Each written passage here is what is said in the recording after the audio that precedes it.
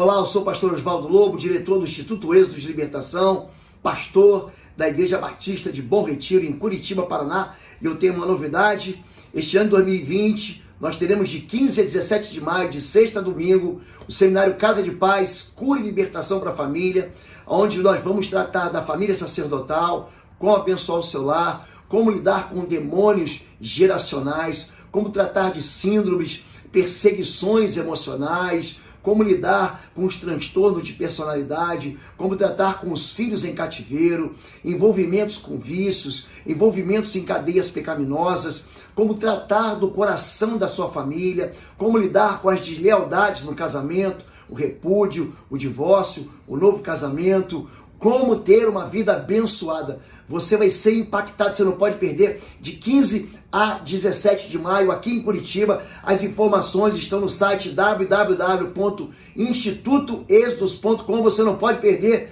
15 a 17 de maio, de sexta a domingo, eu te espero aqui. Fica com Deus. Você que nos acompanha, estamos na igreja mais aleluiada de Curitiba, Paraná, Igreja Batista de Bom Retiro. Nosso endereço é Avenida Desembargador Augusto Simas, 1772. Os cultos sempre às 10 da manhã e às 19 horas no domingo. E também às quartas-feiras, temos o quarta-feira às 20 horas. O Ministério de Jovens se reúne todo sábado às 19h30. Também temos um culto especial para os surdos, também às 19 horas. Você é nosso convidado, chegue cedo, porque tem estacionamento para quem chega cedo. Amém? Vamos lá. Quero falar um pouquinho hoje sobre a escola de oração e como nós devemos aprender a falar com Deus. Nós não nascemos sabendo, nós não sabemos, não nascemos sabendo nos relacionar com Deus. A oração é um propósito do Senhor. Desde o princípio, a Bíblia diz que Deus, ele se encontrava com Adão, com Eva, na viração do dia. Nosso Deus é um Deus de relacionamento. O nosso Deus é um Deus que olha para o homem e diz o seguinte: não é bom que o homem esteja só. A solidão não é boa. Nós precisamos de momentos solitários, sim, mas a solidão, ela acaba levando a gente para um lugar de tristeza, de abandono, aonde a gente não encontra socorro. E o interessante é que desde a fundação, o estabelecimento da igreja, que acontece no livro de Atos, a gente vê o povo se reunindo no templo e nas casas. E diz assim, Atos 2, 42 a 47, eles se dedicavam ao ensino dos apóstolos e à comunhão, ao partir do pão e às orações. Todos estavam cheios do temor e muitas maravilhas e sinais eram feitos pelos apóstolos.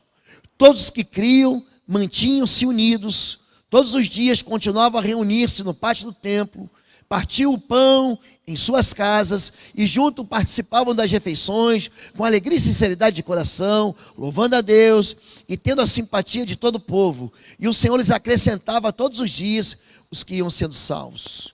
O mover de células, essa visão de reencontrarmos uns aos outros em pequenos grupos, ela está assim permeada em toda a Bíblia. Quando Jetro vai ajudar, o Jetro é um bom sogro, né? Ele vai ajudar Moisés. Moisés começava a atender desde o pôr do sol, desde o nascer do sol até o pôr do sol, e Jetro vai lá e vê isso, ele julgando todas as coisas, ele aconselhando o povo de Israel. E Jetro, uma vez, ele chama então Moisés e diz o seguinte: você está maluco? Na versão do pastor Lobo, você vai morrer. A partir do momento que o rebanho cresce, nós precisamos de mais gente para ajudar. É daí que vem o concílio de pastores. Em alguns lugares é chamado de pastores que se reúnem dentro de um colegiado para cuidar do rebanho. E o rebanho continua a crescer. Aqui no livro de Atos, a Bíblia diz que o Senhor ia acrescentando. Numa palavra que Pedro prega, são 3.000 conversões. Você imagina fazer batismo de 3.000 pessoas. E você imagina organizar uma igreja que eram ali naquele tempo 120. Jesus, ele começa a mover com 12. Então havia 12 apóstolos, 12 discípulos num pequeno grupo. Eles saem para pregar no primeiro ano. Quando eles voltam, eles já são 72. E desses 72, eles se reúnem em 120 pessoas no chamado cenáculo. O cenáculo, o que era? O cenáculo era uma casa onde o dono era João Marcos, ou o evangelista Marcos. Ele é que era o dono ali daquela casa onde os discípulos estavam orando, onde ele recebe o poder do Espírito Santo, ali onde o Pentecostes se cumpre na vida daqueles 12, daqueles 120, e depois dos 120 eles saem para evangelizar, enfim. Só no primeiro sermão são 3.000, e não há como aqueles apóstolos, eles estabelecerem conselho, eles trazerem pastoreio para todo aquele povo. O que eles fazem? Eles estabelecem diáconos, eles se dedicam à palavra e à oração, e as casas então acabavam por receber esses pequenos grupos. Eles perseveravam em quê? Na comunhão, no partir do pão, no fundamento apostólico da palavra e na oração. Era dentro do pequeno grupo que as pessoas eram alimentadas. Você vê que quando Jesus ele vai alimentar o povo, os discípulos chegam para Jesus e dizem o seguinte: despede a multidão, porque ele já é tarde, eles vão desfalecer de fome pelo caminho. Mas Jesus fala o seguinte: faz eles assentarem em pequenos grupos. E então, cada um ele se reúne em pequenos grupos. Para quê? Porque é no pequeno grupo que você consegue ver se todo mundo foi alimentado. É no primeiro pequeno grupo que você consegue ver se todo mundo foi cuidado. Porque quando a gente fala de evangelho, eu tive um pastor chamado Ari Veloso, ele era pastor da Igreja Batista de Morumbi, hoje já no Senhor. Ele foi meu professor de hermenêutica na Faculdade Teológica Batista. E ele dizia o seguinte: uma multidão segue a Jesus e uma multidão segue a multidão. Tem gente que é discípulo e sabe exatamente o que está fazendo, que veio adorar o Senhor, mas tem uma multidão que está falando assim: você vai fazer o quê? Não, vou na igreja porque meu pai vai, vou na igreja porque a minha esposa vai, porque alguém me leva. Ele não faz ideia do que está fazendo aqui. E é por isso que no pequeno grupo nós conseguimos administrar a palavra, ou ministrar a palavra ao coração de cada pessoa. É por isso que a igreja, nós como igreja, temos motivado todos vocês a participarem de um pequeno grupo, a participarem de uma célula, que não é uma célula de estudo bíblico, mas essencialmente uma célula de relacionamento. É uma célula onde você vai ser cuidado, onde você vai poder abrir seu coração, onde você vai poder tirar dúvidas, onde você vai poder orar um por outro, onde você vai poder repartir a unção que você tem, a bênção que você tem e o dom que você tem. Jetro, ele dá a mesma orientação para Moisés. Divide em grupos pequenos, em grupos de capitães de 50 e de 100, porque sozinho você não vai conseguir administrar todo o conselho. Tem muita gente que quer vir falar direto com o pastor.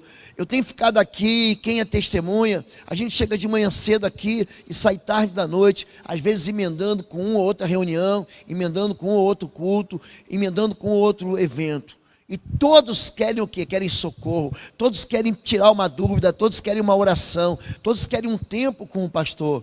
Só que o pastor ele não consegue atender todos a todo tempo, em todo momento, de todas as formas. Então a célula é a maneira pela qual nós treinamos a liderança, uma liderança de células, para que eles repartam, para que eles cuidem junto conosco. E aqui a Bíblia diz, é muito interessante, que eles se reuniam no pátio do templo, mas também se reuniam nas casas. Eles não deixavam de congregar no templo, mas eles também acabavam partindo o pão aonde? Nas casas. É o local mais adequado que você tem para a intimidade, ainda mais naquele tempo que havia uma grande perseguição aos judeus. As casas eram lugar de proteção e de segurança. Mas o mais interessante é que ali nas casas, naqueles pequenos grupos, é que vem perguntas ao coração que são respondidas. Deus, Ele quer nos ensinar a gente a se relacionar um com o outro, mas quer nos ensinar a gente se relacionar com Ele. Tem muita gente que trata Deus como se Deus fosse um estranho. Quando Jesus fala sobre oração, tem muita gente que a oração dele é só uma reza. A oração dele é só uma repetição de palavras, que às vezes ele não tem nem sentido. Ele aprendeu, Senhor, estamos na tua presença. Mas ele aprendeu isso em casa. Ele aprendeu uma oração, que é o esqueleto de uma oração de relacionamento com Deus, que a gente chama de Pai Nosso. Quem não sabe orar, nenhuma oração conhece a oração do Pai Nosso. Mas quando a oração do Pai Nosso é só uma repetição, ela se torna infrutífera. E Deus, Ele quer ser o quê? Ele quer ser um contigo. Jesus, Ele fala para a gente o seguinte: quando você orar, não fica fazendo que nem esse povo que gosta de orar profissionalmente. Entra no teu quarto, ora em secreto. O teu Pai que vem em secreto, Ele vai te recompensar publicamente. Fale com Deus como você está falando com seu Pai. A questão é que os relacionamentos entre pai e filhos são tão massacrados, são tão maltratados, que a gente começa a tratar Deus como se Deus fosse um pai mau. Então Jesus, recebendo uma pergunta dos discípulos, porque os discípulos vão perguntar: Senhor, ensina-nos a orar, como João Batista ensinou seus discípulos. Por isso que a oração é uma escola. Por isso que a oração é algo que você vai aprendendo na caminhada. E você só aprende a orar orando. Tem muita gente que fala assim: não, pastor, eu estou falando com Deus no meu coração. Você pode falar com Deus no seu coração? Pode. Mas eu quero desafiar a igreja. Por favor, me mostre na Bíblia uma oração silenciosa. Eu gostaria de encontrar na Bíblia uma só oração silenciosa. E você não vai encontrar. Você vê até gente balbuciando orações como Ana, mas oração silenciosa você não encontra. Então, quando você coloca para fora as suas dores, quando você coloca para fora as suas ansiedades, quando você coloca para fora as suas alegrias, isso é terapêutico demais. Isso é curativo. É por isso que o CR, ele motiva a gente, o Celebrando, motiva a gente, depois da palavra, a gente compartilhar, a gente trazer nossa experiência. E isso a gente acaba fazendo com Deus na oração. Uma vez eu conversando com minha filha, ainda muito pequena, Natália, ela falou para mim: pai, orar é conversar com Deus a respeito daquilo que nós estamos fazendo e caminhando juntos. A oração é o que move a vida da gente, que nos enche, é a respiração do cristão. E essa oração, ela é aprendida, e Jesus, ele conta uma parábola junto com esse esqueleto da oração, lá em Lucas 11 e também em Mateus capítulo 6, nós vemos Jesus ensinar a gente a orar. Certo dia, Jesus estava orando em determinado lugar. Tendo terminado, um dos seus discípulos disse: Senhor, ensina-nos a orar, como João ensinou os discípulos dele. Ele lhes disse: quando vocês orarem, digam. Você pode repetir isso? Digam. Não fique em silêncio, digam. Pai, santificado seja o teu nome, venha o teu reino. Dá-nos cada dia o pão cotidiano, perdoa-nos os nossos pecados, pois também perdoamos a todos os que nos devem, e não nos deixe cair em tentação. Então lhes disse, ele vai emendar uma parábola agora aqui, ó. Suponham que um de vocês tenha um amigo, e que recorra a ele à meia-noite e diga: amigo, empreste-me 3 pães, porque um amigo meu chegou de viagem e não tenho nada para lhe oferecer. E o que estiver dentro de casa, responda: não me incomode, a porta já está fechada e meus filhos estão deitados comigo. Não posso me levantar e lhe dar o que me pede. Eu lhes digo, embora ele não se levante para dar-lhe o pão por ser seu amigo, por causa da importunação, se levantará e lhe dará tudo o que precisar. Por isso lhes digo, peçam e lhes será dado. Busquem e encontrarão. Batam e a porta lhes será aberta. Pois todo o que pede recebe, o que busca encontra, e aquele que bate a porta será aberta. Qual pai entre vocês, se o filho lhe pedir um peixe, em lugar disso lhe dará uma cobra? Ou se lhe pedir um ovo, lhe dará um escorpião? Se vocês, apesar de serem maus, sabem dar boas coisas aos seus filhos, quanto mais o Pai que está no céu dará o Espírito Santo a quem o pedir. Jesus, ele coloca de cara na oração a palavra Pai. Jesus, ele tem uma relação com Deus que é revelada através da filiação, pai e filho. Você verifica que a razão da bênção, é interessante isso, ser trazida para a vida do ser humano. A razão da bênção é justamente a conexão entre pai e filho. O Antigo Testamento, o livro de Malaquias, encerra o Antigo Testamento. Ele vai dizer o seguinte, que o Espírito Espírito de Deus operando na vida de João Batista, operando na vida do povo, o Espírito do arrependimento vai converter o coração dos pais aos filhos e dos filhos aos pais, para que a terra não seja ferida com maldição. A desconexão geracional traz maldição. Isso é muito interessante. Por quê? Porque Jesus, ele vem revelar o Pai. Ele diz: eu e o Pai somos um. Ninguém conhece o Pai a não ser o Filho. Jesus explica isso para a gente em João capítulo 8. E ninguém conhece o Filho a não ser o Pai. Ele também fala em Mateus capítulo 11. E aqueles a quem o Filho quiser revelar, portanto, vinde a mim, vós todos que estáis cansados e sobrecarregados, e eu vos aliviarei. Ele está dizendo que a relação que a gente tem com Deus é uma relação que tira a sobrecarga. Quando essa relação, ela mostra que Deus é um Pai amoroso. Eu sou manso e humilde de coração.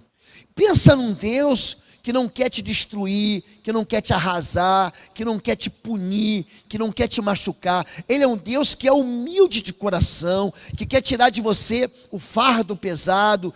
Tomai sobre vós, o meu jugo é leve e o meu fardo é pesado. A gente experimenta conhecer e conversar com pessoas que você vê claramente que eles carregam fardos e atam fardos pesados demais, e eles ficam sobrecarregados e pensam em desistir da jornada. E essa relação entre pai e um filho, alguém que é maior, alguém que é menor, alguém que pede, alguém que pode dar, alivia as tensões, alivia os medos, alivia as dores que nós temos. Aqui os discípulos perguntam: Senhor, ensina-nos a orar, ensina a gente a se relacionar com Deus. E ele fala para você abrir a boca. A Bíblia diz: se tu no teu coração creres e com a tua boca confessares, serás salvo. Em Romanos capítulo 10, verso 9, diz: se tu no teu coração creres que Deus ressuscitou Jesus Cristo dos mortos e com a tua boca confessares, então serás salvo. Existe uma relação em que eu falo, em que eu comunico a Deus e Deus me responde. E Ele incentiva mais. Ele constrói uma parábola. Ele diz o seguinte: peçam e lhes será dado, busquem e encontrem, batam e a porta se abrirá. A pastora Fabíola sabe disso. Eu sou um pidão, eu peço para Deus, para a sua vida, eu peço para Deus pela minha vida. Eu não tenho problema nenhum de pedir para Deus, eu não sou um homem orgulhoso, eu reconheço que eu preciso de Deus, que Deus pode me favorecer, que Deus pode me responder, que existe um desejo do Senhor. Em João, o Evangelho de João, a partir do capítulo 14, João vai dizer pela palavra do Senhor 6 vezes: tudo que pedires em meu nome, tudo, Ele vai te dar. Então, se Deus é um Deus que dá, por que eu não vou pedir? Por que eu vou me acanhar? E é isso que Ele está ensinando. E eu quero dar para vocês 3 princípios primeiros, antes da gente falar sobre a oração do Pai Nosso. O primeiro é que nós teremos surpresas na vida. Ele conta a história de um homem que está dormindo com seus filhos, e tem um vizinho, e esse vizinho chega, bate na porta à noite, e fala o seguinte: eu estou com um problema, eu recebi um amigo, e eu não tenho nada para oferecer, me empresta aí 3 pães, novamente deve ser um para ele, um para o amigo dele, e um para uma outra terceira pessoa. Então alguém nos prega, às vezes a vida prega em nós algumas surpresas. Você não está esperando uma enfermidade na sua vida, você não está esperando um desemprego, você não está esperando uma crise no seu casamento, você não está esperando uma notícia triste que atinge seu filho, que atinge o teu futuro, que atinge a tua empresa. Nós teremos surpresas, e quando nós temos surpresas, a gente precisa usar algo chamado intercessão. A intercessão é uma oração que fala com Deus a meu respeito, mas fala com Deus a teu respeito. A Bíblia fala no livro do profeta Ezequiel, capítulo 22, a partir do verso 23, que Deus procura homens na brecha. Eu fico acho tão interessante pessoas que não se aproximam de Deus. Deus é a pessoa mais empolgante que existe. Gente, eu já levanto com vontade de orar. Às vezes eu vou dormindo orando. Eu já tive a experiência de eu me ajoelhar na cama e dormir ajoelhado. essa relação que a gente tem com Deus, essas respostas que nós experimentamos do Senhor. Quando eu oro com vontade, e eu creio que Deus é o Deus que está me respondendo. A Bíblia diz que o nome disso é fé. Aquele que pede, peça com fé e nada duvidando, porque aquele que duvida é semelhante à onda do mar. Ele é levado de um lado para o outro, ele é muito inconstante, ele não recebe de Deus coisa alguma. Tem gente que é incapaz, a gente sabe, incapaz de levantar a voz e pedir, fazer um clamor ao Senhor. Eu gosto muito do rei Davi, quando ele ora e fala: Senhor, inclina teus ouvidos e ouve o meu clamor. Vem depressa, Senhor Deus, trazer o socorro. Essa barreira que existe entre o coração do homem e o desejo de Deus abençoar, ela chama-se orgulho. O orgulho faz com que a gente tente se virar, a gente tente se socorrer sozinho. Mas quando você ora, você está trazendo a mão do Todo-Poderoso. Quando você ora, está buscando o benefício, o favor, o poder de Deus para te abençoar. Então, querido, aprenda isso, você vai ter surpresas. Mas quando você falar com Deus, não fique imaginando assim um Deus que vai ser muito de má vontade. Lá vem aquele irmão, lá vem aquele meu filho me incomodar de novo com essa questão, e falar de novo do seu casamento, e falar de novo da sua solidão, e falar de novo que ele não tem dinheiro. Ele não quer que ele seja comparado a um vizinho de má vontade. Deus não é um Deus insensível. Deus, por que eu estou orando e o Senhor não está me respondendo? Porque existe algo chamado tempo. A Bíblia diz, é muito interessante, eu gosto muito desse texto de Daniel 10, que Daniel jejuou 21 dias, até que o anjo rompeu um bloqueio. Ele fala: ó, o príncipe da Pérsia me impediu. Miguel, como principal anjo do Senhor, vem aqui me socorrer, e eu vim trazer uma resposta para você.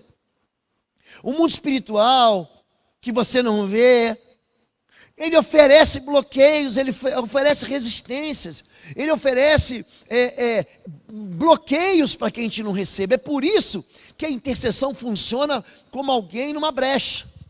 Eu quero repetir aqui, Ezequiel 22, eu busquei uma pessoa na brecha no encontro. São pais, mães, são maridos, são esposas, são filhos, são chefes, são empregados, que esquecem do valor da oração, que esquecem de convidar Deus como um fator, como um elemento dentro da equação que vai mudar a vida da gente. São pessoas que são incapazes de se levantar e falar com Deus. Quando você se levanta e você não fala com Deus, você está dizendo para Deus: Deus, pode deixar comigo que eu me viro sozinho.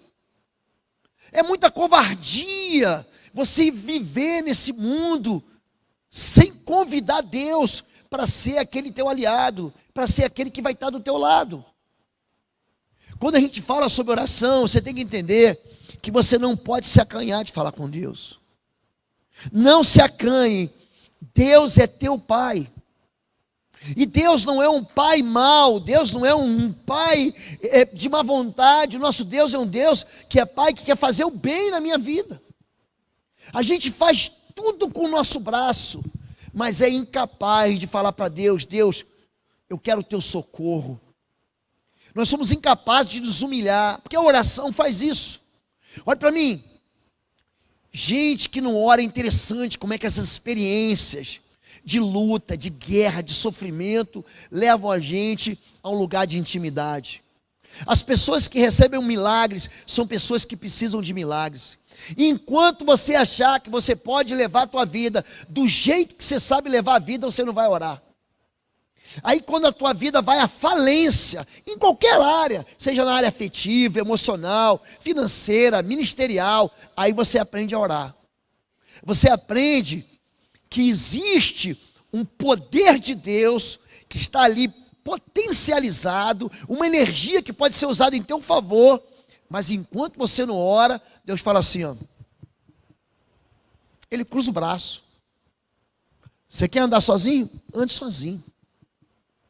Você quer fazer sozinho? Faça sozinho. Porque enquanto você trabalha, querido. Mas quando você ora, Deus trabalha por você. E é interessante que além de não se acanhar, você tem que entender que Deus é bom. Jesus diz o seguinte: qual de vós, sendo maus, vocês dão coisas boas aos vossos filhos, quanto mais o vosso Pai que está nos céus. Ele compara a paternidade que beneficia um filho. Você quer que teu filho estude no pior colégio, é isso? Você quer que teu filho coma comida estragada, é isso? Você quer que teu filho sofra na vida, é isso? Não, eu quero melhor. Qual o pai que o filho pede pão ou peixe, ele vai dar a cobra ou o escorpião? O filho pede um ovo, aí você vai dar uma pedra para ele comer? Você vai na rua, pega um paralelepípedo, bota na mesa e fala assim: aí filho, só levanta da mesa quando comer tudo, é isso? Aí você fica vendo teu filho comendo pedra, é isso, gente? Diga assim: Deus é bom. O nosso Deus é bom. Homens fazem a coisa certa pela razão errada. É isso que Jesus está dizendo. Olha, eu não vou me levantar. É isso que o vizinho diz. Mas por causa da importunação, você parar, você está me enchendo, você está gritando, você está acordando meus filhos, você está batendo na porta. Então toma, eu vou te dar os 3 pães. Ele está dizendo o seguinte, que o nosso Deus não faz isso porque ele é importunado. O nosso Deus faz isso porque ele é bom.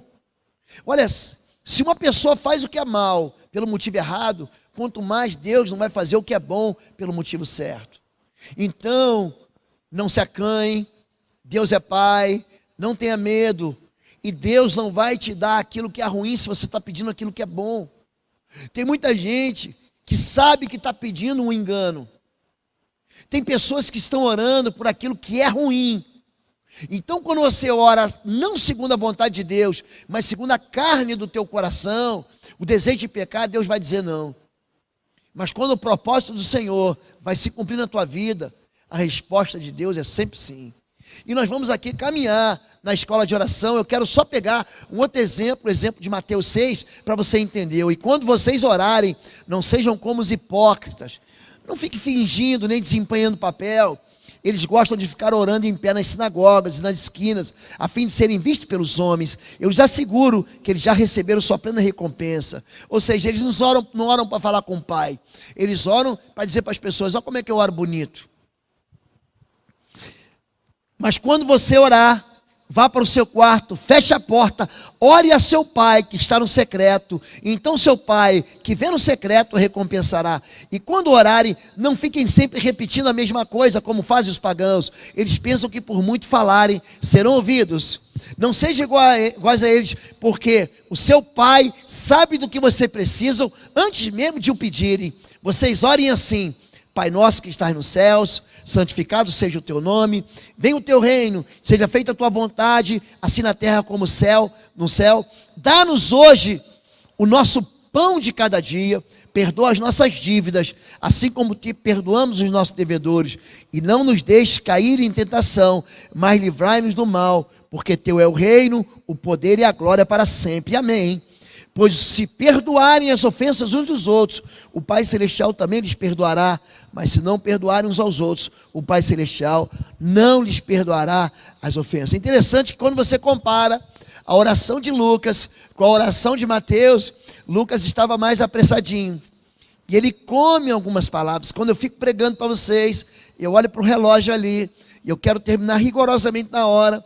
Então eu vou ficando aflito, e algumas palavras, a minha esposa diz assim: de vez em quando você come umas palavras, de vez em quando teu cérebro está pensando rápido demais, você está querendo chegar num ponto, então as suas palavras vão sendo assim devoradas pela sua fome de ensinar a igreja, a sua fome de desafiar a igreja, e isso acontece também com Lucas aqui. Você vê que Lucas diz: Pai, santificado seja o teu nome. Ele não diz: Pai nosso que estás nos céus. Esse que estás nos céus foi suprimido. Venha o teu reino, venha o teu reino. Aqui, cadê o seja feita a tua vontade? Sumiu. Ele vai direto para onde? Enche o meu bucho, dá-nos o pão de cada dia. Ele está com fome mesmo. Ele está com fome mesmo. Mas isso funciona com o quê? Só com o esqueleto. É só para você saber como você deve se dirigir, só para você organizar a sua mente. A oração deve ser organizada. Você não chega assim em casa e vai falando para o teu pai, para a tua mãe, vai conversando com o teu filho, um monte de palavras desconexas, né? Uma desligadas uma da outra. Não, você organiza o pensamento. Quando Jesus ensina a gente a orar em João 17, lê em casa João 17, ele primeiro ora por ele. depois ele ora pelos discípulos, e depois ele ora por nós, por aqueles que haveriam de crer no futuro. Então Jesus, ele traça uma linha muito bem organizada para que a gente aprenda a se relacionar com Deus. E quando você vai se relacionar com Deus, lembre que Deus é Pai, Pai nosso que estás nos céus. Mateus 4,3, há uma maneira assim muito maligna do inimigo duvidar ou fazer a gente duvidar da nossa própria paternidade. Em Mateus 4, Jesus é batizado no Jordão. Você sabe a história. Naquele tempo Jesus era batizado, ele morava para as bandas de lá, ele não estava, aquilo ali era a Galileia, numa região chamada Decápolis, as 10 cidades. E a Bíblia diz que Jesus estava do lado de lá, do Jordão, do mar da Galileia, ou seja, ele estava na Jordânia, ele não estava em Israel. Porque naquele tempo, tudo aquilo ali era Império Romano, e as fronteiras não estavam muito bem definidas. E quando Jesus é batizado no Jordão, vem uma voz do céu e diz: este é o meu filho amado, que me dá prazer, que me compraz. Ele recebe o testemunho, Jesus, sendo filho de Deus, recebe o testemunho de Deus Pai, que ele é filho. Mas logo em seguida ele vai ser tentado no deserto. E logo em seguida, o inimigo pergunta: se tu és o filho de Deus, transforma essas pedras em pães. Se tu és o filho de Deus, faz uma maluquice aí, faz uma doideira, se joga aí de cima e se mata. Os anjos vão te livrar. Ou seja, ele tenta roubar de nós a identidade que nós temos de filho. O tempo todo o mundo espiritual maligno, ele vai tirar do teu coração, vai tentar roubar do teu coração essa ideia de que você é filho. Eu sou filho do meu pai. Eu não preciso provar que eu sou filho do meu pai. Está aqui na minha identidade. Se eu puxar minha identidade aqui, minha carteira de habilitação, você vai ver que eu sou Oswaldo Júnior, porque meu pai é Oswaldo também. Prova aí que você é filho de seu Oswaldo. Eu não vou provar nada, eu sou filho dele. Mas quando você duvida de que Deus é teu pai, essa oração fica bloqueada. Por que nós somos filhos, queridos? Porque nós fazemos uma aliança com Jesus Cristo. Quando você faz um pacto com Jesus, quando você recebe Jesus, você não é mais chamado de crente, nem de evangélico, nem de batista. A Bíblia nos chama de filhos. Quando a Bíblia fala sobre filhos, Gálatas 4,6, e porque vocês são filhos, Deus enviou o Espírito do seu Filho aos seus corações, o qual clama, Abba Pai. A palavra Abba significa pai, seria papai. O meu coração não tem dúvida nenhuma de que Deus é meu pai. Em João capítulo 3, a Bíblia fala sobre novo nascimento. Quando você nasce de Deus, quando você recebe Jesus Cristo, algo muda aqui dentro.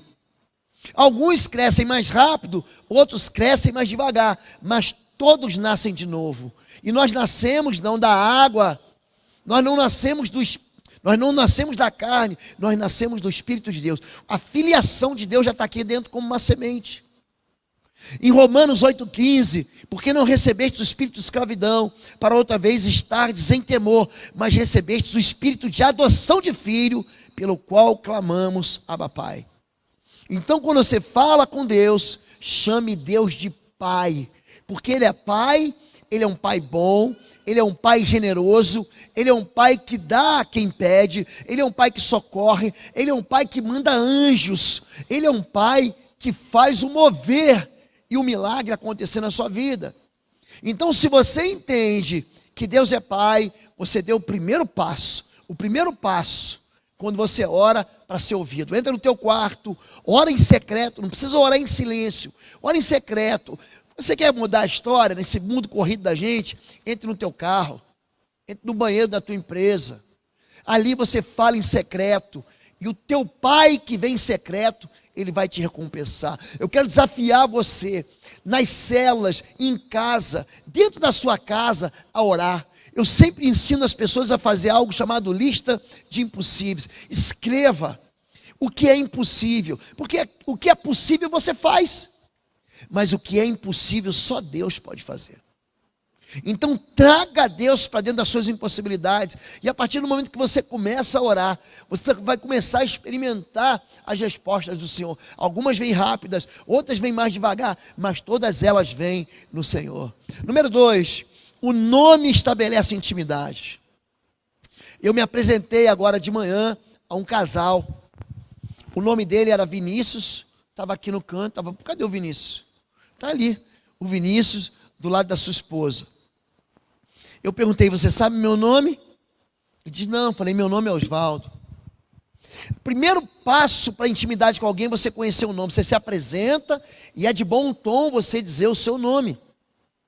Moisés, ele encontra com Deus lá no monte Horebe, e ele está ali cuidando dos rebanhos de Jetro, já citei ele aqui, e ele pergunta para Deus, qual o teu nome?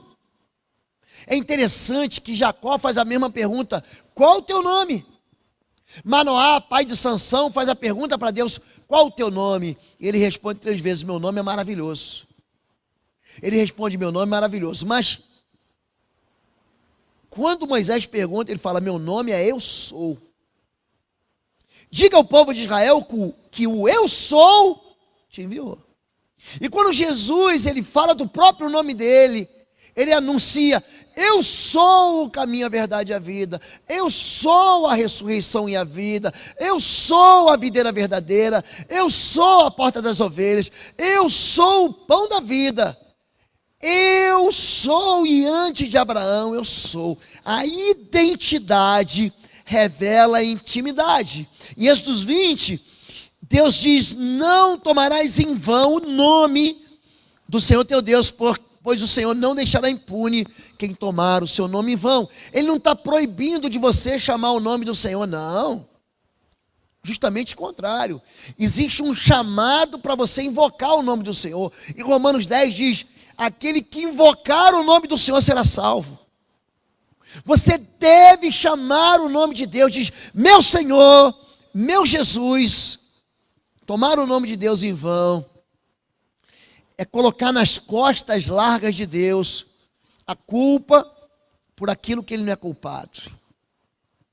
Foi Deus que quis. Não foi Deus que quis, não. Foi você que desobedeceu. Deus nunca quis que o mal tocasse em você, mas você foi desobediente. Eu sempre digo que tem gente que coloca uma responsabilidade em Deus que não é de Deus. Você me empresta 50? Eu empresto. Deus lhe pague. Mas como? Fui eu que pedi dinheiro emprestado e é Deus que vai te pagar? Só me empresta 100? Empresto. Se Deus quiser, semana que vem eu te pago. Mas como se Deus quiser? A responsabilidade é sua. Então, o nome, ele é capaz de estabelecer entre eu e você intimidade. Você conhece ele? Conheço. A Bíblia diz que Jó conhecia Deus de ouvir falar. Mas depois de uma experiência que ele tem com Deus, gente, a gente passa por experiências de vale da sombra da morte, que aí a gente conhece Deus verdadeiramente. Os meus olhos agora te veem. O nome, ele estabelece o poder de Deus. Em Atos 4,12, não há salvação em nenhum outro, pois debaixo do céu não há nenhum outro nome dado aos homens, pelo qual devamos ser salvos. Se aproxime de Deus com confiança. Quando você fala do nome de Deus, Pai nosso que está no céu, santificado é o teu nome. Você está invocando o nome daquele que é sobre todo nome. Número 3, autoridade no céu e autoridade na terra. Venha o teu reino, seja feita a tua vontade, assim na terra como no céu. Mateus 18, em verdade vos digo que tudo que ligares na terra será ligado no céu. E tudo que desligares na terra será desligado no céu. Também vos digo que se 2 de vós concordarem na terra acerca de qualquer coisa que pedirem, isso lhe será feito por meu. Por quem que vai ser feito, gente? Por meu Pai, que está nos céus. Porque onde estiverem 2 ou 3 reunidos em meu nome, aí estou no meio deles, ou seja, eu estou na terra. Então essa ideia de que Deus está distante é uma ideia falsa. Na verdade, os céus e a terra proclamam a sua glória, e a terra está cheia do seu poder. Quando a Bíblia fala de relacionamento entre céu e terra, ele está dizendo que a oração é capaz de comunicar, de ligar e de afetar o mundo espiritual. A oração, gente, é como uma tomada. Jesus, ele está falando no capítulo 18, a mesma coisa que ele já falou no capítulo 16, igualzinho. Ele diz o seguinte, que quando você liga na terra, é ligado no céu, na sua casa, com certeza, você tem um interruptor, uma tomada. Quando você aperta o botão da tomada, que vai acender a luz da sua casa, ali dentro passa uma corrente alternada. Então, quer dizer, aquilo está desligado. Quando você liga aquele botão, quando você liga aquele interruptor, aquela energia, ela vem e ela entra na tua casa e liga aqueles objetos eletrônicos. A oração faz isso. A oração liga a terra ao céu, mas ele dá uma outra perspectiva. Ele coloca a oração como algo que é acionado aqui embaixo e que move o poder de Deus lá em cima. A oração, ela afeta o mundo espiritual. Seja feita a tua vontade aqui na terra como é no céu. O que Deus está dando para mim e para você? Autoridade. Autoridade para exercer influência. Autoridade para clamar e ser ouvido. Autoridade para você repreender. Autoridade para você abençoar. Este sinal seguirão os que crerem. Em meu nome expulsarão demônios, imporão as mãos sobre os enfermos e os curarão. Existe a autoridade do céu aqui na terra, e a oração ela faz isso, gente. O reino do céu reage à terra. Então me disse: não temas, Daniel, porque desde o primeiro dia em que aplicaste teu coração a compreender e a humilhar-te perante o teu Deus, são ouvidas as tuas palavras, e eu vim por causa das tuas palavras. Deus manda um anjo. Ele não teve uma visão de êxtase, ele não teve assim um sonho. Um anjo aparece para esse homem, e esse anjo vai dizer o seguinte: eu vim por causa da tua palavra, por causa da tua oração, porque você se humilhou, porque você buscou, porque desde o primeiro dia, você pensa que a tua oração não está ouvida? Desde o primeiro dia, a tua oração é ouvida. Pastor, por que na minha vida demora tanto? Existe um negócio chamado tempo do Senhor. A Bíblia diz que o povo no Israel ficou anos orando para que Deus enviasse o libertador. E no tempo certo, Deus falou assim: então eu levantei Moisés, um profeta no meio deles. Então, quando a gente fala sobre a autoridade da oração, a gente está falando de uma ligação entre o céu e a terra. Número 4, confie os detalhes da sua vida a Deus. O pão nosso de cada dia nos dai hoje. Na verdade vos digo que tudo, vamos repetir isso, gente? Diga tudo. Tudo quanto pedires ao meu Pai. Olha como é que a oração está ligada ao Pai, gente. Em meu nome, ele vou-lo há de dar. Até agora nada pediste em meu nome. Pedi e recebereis, para que a vossa alegria se cumpra. Deus se importa com os detalhes. Deus se importa até com o pão. Deus se importa com aquilo que é simples. A gente só busca a Deus com aquilo que é complexo, aquilo que é difícil, aquilo que é problemático, aquilo que você diz. Busque a Deus com aquilo que é simples. Peça a Deus alegrias pequenas, mas peça a Deus alegrias grandes. Peça a Deus que Deus abra portas. O nosso Deus é um Deus que não tem impedimentos para Ele. Eu gosto muito de citar Isaías 43:13, que diz: antes que houvesse dia eu sou, agindo Deus, quem impedirá? Você existe um Deus que é poderoso, por que eu não vou experimentar os milagres dele na minha vida? Agora, pare de orar só por aquilo que é grande. Convide Deus para Ele ser na tua vida, Ele traga detalhes, Ele cumpra mimos na tua vida, porque Ele é Pai. Esta é a confiança que temos nele, que se pedimos alguma coisa segundo a sua vontade, Ele nos ouve. E sabemos que Ele nos ouve em tudo que pedimos, sabemos que alcançamos as petições que fizemos. Qual o limite então, pastor? Eu posso pedir tudo? Pode, segundo a vontade dEle. Não vai pedir, minha irmã, para o coração do homem casado se apaixonar por você. Deus não vai te dar isso. O nome disso é adultério.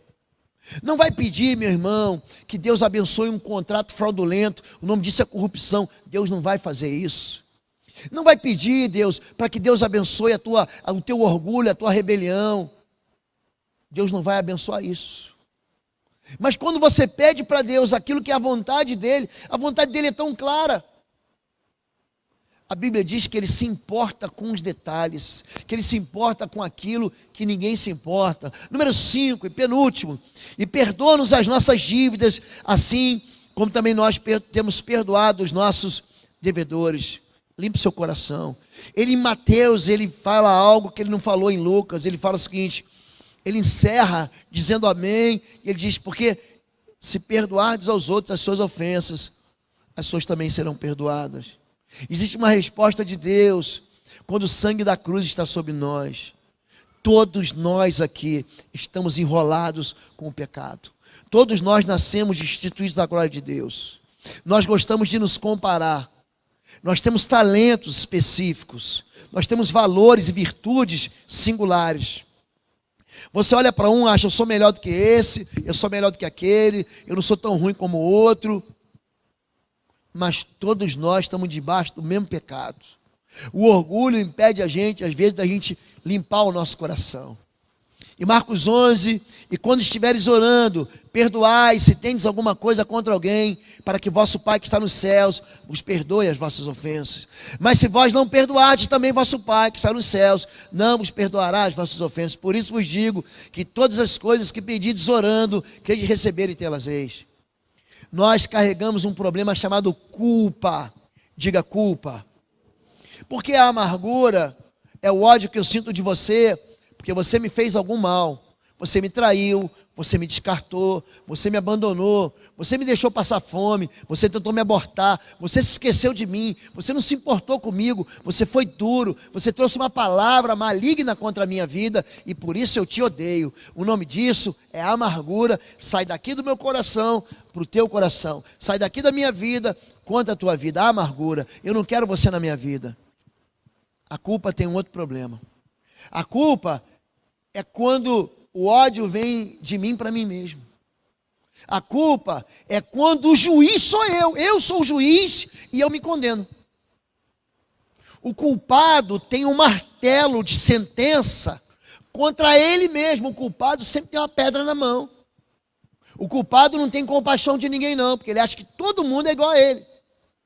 A Bíblia vai dizer para a gente, no Salmo 32, não botei aí, mas você está de cabeça, que Davi, ele fala o seguinte, como é feliz o homem a quem o Senhor não atribui culpa.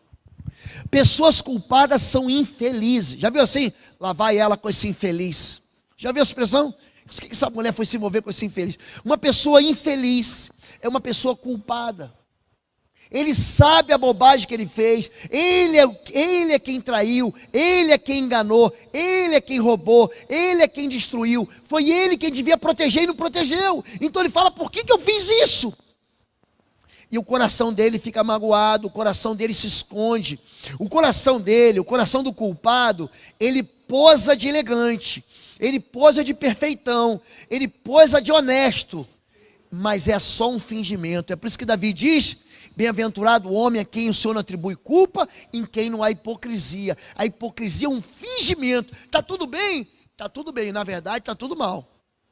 Ele dá um like na fotografia, mas ele sabe que está tudo mal, porque ele se condena. E aquele que se condena, ele não tem paz no coração, e ele acaba infernizando a vida de todo mundo que está perto dele, porque ele é um infeliz. Mas quando nós confessamos os nossos pecados, ele é fiel e justo para nos perdoar. Mas ele diz, perdoe para você ser perdoado. Uma dívida cancela a outra. Se você perdoar a dívida dos outros, você vai perdoar a tua própria dívida. Pedro, ele faz uma pergunta para Jesus, muito interessante, em Mateus 18, ele fala o seguinte, Senhor, quantas vezes perdoarei o meu irmão? Até 7 vezes? Jesus diz, não te digo 7, mas 70 vezes 7. Porque o reino de Deus é semelhante ao rei que faz contas. E enquanto alguém que deve 3 trilhões de dólares. É uma dívida impagável. E ele pede misericórdia e é perdoado. Mas esse homem que devia 3 trilhões de dólares, ele sai e encontra alguém que devia para ele 3 mil reais. 100 dias de trabalho, 100 denários. E ele esmaga, ele fala assim, me paga senão eu te boto no cárcere. Então aquele rei ouve isso e fala assim: vem cá, você não foi perdoado? Você também não devia ter perdoado aquele que te devia? Volta para dentro do cárcere. Deus faz algo nessa parábola de Mateus 18 que é impressionante. É como se ele pegasse a tua nota promissória e rasgasse: ó, você não deve mais nada. Mas como você foi incapaz de expressar perdão, me traz a nota de novo aqui que eu vou passar uma fita durex e eu vou cobrar isso de novo. Não tem perdão. O relacionamento com Deus é um relacionamento de coração limpo. Então, você que é culpado, perdoe, porque você também vai ser perdoado. É uma resposta espiritual. Quero, pois, que os homens orem em todo tempo, em todo lugar, levantando mãos santas, sem ira e nem contenda. Igualmente vós, maridos, bota o cinto de segurança agora. Vós, maridos, coabitai com elas, com as suas esposas, com entendimento, dando honra à mulher como vaso mais fraco, como sendo vós os seus cordeiros da graça da vida, para que não sejam impedidas as vossas, diga, orações. Quem tem um celular iPhone de último modelo? Alguém tem? Um celular? Tem um iPhone? Tem. Alguém tem, não é possível. Alguém tem um Samsung então? Um S10? Tem? Levanta a mão. Levanta a mão. Tem um S10? Tem? Alguém tem iPhone? Levanta a mão. Você pega o teu iPhone, ele é frágil. Ele tá comparando. Eu vou fazer uma comparação para você entender o que é a mulher. Gente, iPhone custa caro. Eu tenho um sobrinho meu, estava aqui no Brasil. Eu lembro que um dia desse, agora já ultrapassou, saiu um iPhone novo. E aí o pai falou assim: não vou, eu vou comprar aqui mesmo. Quanto custa? O valor beirava os 10 mil reais. Um celular. Aí meu sobrinho falou assim: aqui, tio, ganhei um celular novo de 10 mil reais. Pô, por que você ganhou? Porque eu passei de ano. Eu falei: quando eu era garoto, quando eu passava de ano, sabe o que eu ganhava? O direito de continuar vivo. E ele ganhou um celular.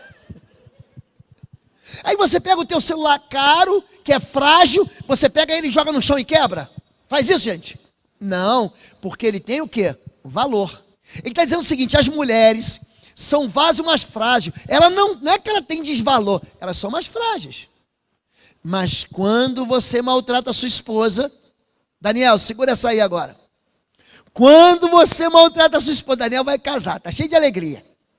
Quando você maltrata a sua esposa, as suas orações são impedidas, homens. Então vou dar um conselho para vocês: sejam gentis, sejam meigos, sejam corajosos, valentes, mas sejam amorosos.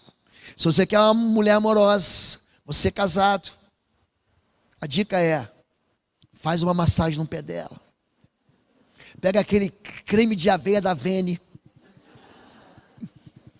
e pronto. Trate ela como vaso mais frágil, mas não como alguém que não tem valor. Porque se o teu coração não estiver sujo, suas orações são impedidas. E por último, uma isca que atrai a presa. E não nos deixes cair em tentação, mas livrai-nos do mal. Tiago 1, 13 a 15 diz: ninguém sendo tentado, diga, de Deus sou tentado, porque Deus não pode ser tentado pelo mal, e a ninguém tenta, mas cada um é tentado quando atraído. Você lembra aqueles desenhos animados que tinha um ímã enorme assim, e ele puxava? Quando ele é atraído pela própria concupiscência. A concupiscência é o desejo que eu tenho de qualquer forma de ter prazer. Depois de havendo concupiscência concebida da luz o pecado, e o pecado sendo consumado gera morte. Ou seja, quando alguém é tentado, ele entra na confusão dos sentidos. Uma pessoa que está em tentação, ele não valoriza o casamento. O que você está fazendo com a sua mulher, com seus filhos? Eu quero ser feliz, pastor. A tentação, eu sempre ensino isso, ela captura, ela sequestra a razão. A pessoa não fica razoável, ela fica enlouquecida. É por isso que a oração diz: livra-nos de cair em tentação, livra-nos do maligno. Ele não fala que o mal é institucionalizado, mas aqui ele está dizendo que existe um ser perverso, maligno. Pedro diz: sede sóbrios e vigiai, o diabo, vosso adversário, anda ao redor, bramando como um leão, buscando a quem possa devorar. Existe um ser que ele conspira contra você. Por isso, proteja a sua vida. Por isso, proteja o seu coração. Aprenda a dizer não à tentação, porque a Bíblia denuncia ele como um grande tentador. Nós temos ensinado vocês a orar aqui. Nós temos nos reunido nas orações da terça-feira. Nós levantamos o Ministério de Intercessão, cuja liderança está com a doutora Anne Elise. Nós vamos fazer aqui, no mês de abril, o seminário Intercessão em Chamas. Vocês vão receber tantas ferramentas poderosas. Vocês vão aprender a orar, a guerrear, a levar a oração para o nível de guerra espiritual. A Bíblia diz em Romanos capítulo 15, verso 20, portanto, combatais comigo, junto a Deus, em oração. Existe um momento de guerra, de combate, de conflito espiritual, que você precisa aprender a fazer, para você aprender a deixar de ser vítima e se tornar um guerreiro de fé. Nós temos ensinado vocês a orar nas células, e eu quero motivar vocês, eu quero desafiar vocês a buscarem as células, a buscarem esse encontro em que a gente parte o pão, em que a gente persevera na doutrina dos apóstolos, e aí onde a gente ora, amém? Vamos encerrar, fique em pé em nome de Jesus. E nós vamos encerrar isso. E eu quero encerrar hoje. Eu avancei 5 minutos no horário, mas ainda quero orar por você. Eu quero convidar você para orar comigo. Eu quero desafiar você a abrir a sua boca e falar com Deus no teu secreto. A confessar ao Senhor as suas carências. A confessar ao Senhor como teu Deus e teu Pai. A invocar o nome de Deus, invocar o nome do Senhor como santo. Eu quero convidar você a pedir para Deus participar daquilo que são necessidades pequenas. Não seja orgulhoso, pede o pão de cada dia. Eu aprendi a ser grato a Deus durante um treinamento. Gente, como eu passei fome naquele treinamento. Eu fiz um treinamento de sobrevivência na selva. Até capim eu comi. Comi capim. Fome. E o melhor tempero para fome, para comida, é a própria fome. Mãe, que comida gostosa. A mãe fala assim, não, meu filho, você está com fome. Quando a gente está com o bucho cheio, ai, faltou sal. Você está com o bucho cheio, só tem manteiga no pão. Não tem um presuntinho, um queijinho. Mas quando você está com fome, você come pão duro. Vai nesses bolsões de miséria aí. Irmã Rejane, irmão Tiago, missionários. Irmão Max, missionário. Irmão Paulo, pastor Paulo, Paulinho, missionário. Quando a gente vai visitar esse povo miserável, um pedaço de pão duro. Eu me lembro que na porta de casa, a gente morava no Rio de Janeiro, sempre parecia alguém, tem um pão duro aí? Confie em Deus as coisas pequenas também, seja grato, limpa o teu coração e aprende a dizer não à tentação, amém? Você quer pedir um milagre para o Senhor?